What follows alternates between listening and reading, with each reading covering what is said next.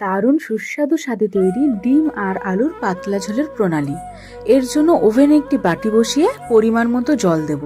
তারপর দোকান থেকে কিনে আনা ডিম একে একে সেদ্ধ করার জন্য জলে দিয়ে দেব। এবার এতে একটু লবণ ছিটিয়ে দেব। শুনেছি ডিম সেদ্ধর সময় লবণ দিলে ডিমের খোসা এবং তার মধ্যে থাকা পাতলা আস্তরণ সুন্দরভাবে উঠে যায়। তাই একটু তেল গরম করে ডিমে লবণ আর হলুদ মাখিয়ে হালকা করে ভেজে নেব। বেশি ভাজলে ডিম শক্ত হয়ে যাবে, খেতে ভালো লাগবে না। ডিম ভাজার আগে ডিমের কিছু অংশ আমি খুন্তি দিয়ে কেটে নিয়েছিলাম। সেই তেলের মধ্যেই ডুমো ডুমো করে কেটে রাখা আলু লবণ আর হলুদ মাখিয়ে লাল লাল করে ভেজে নেব।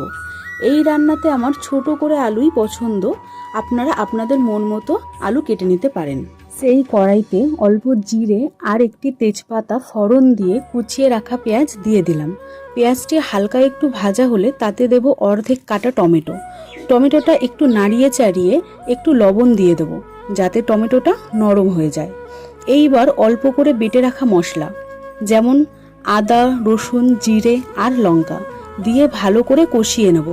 আমি 3 থেকে 4টি কাঁচা লঙ্কা দিয়েছি আর একটু ঝালের জন্য।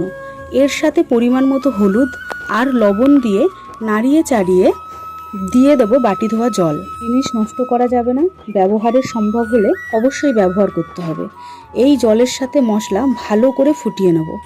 আঁচ কমিয়ে একটু সময় নিয়ে এতে দিয়ে দেব আগে থেকে ভেজে রাখা আলু। আবারও আলু আর মশলা একসাথে ভালো করে কষিয়ে নিয়ে দিয়ে দেব পরিমাণ মতো জল। ঝোলটা ফুটে ওঠার অপেক্ষা করব।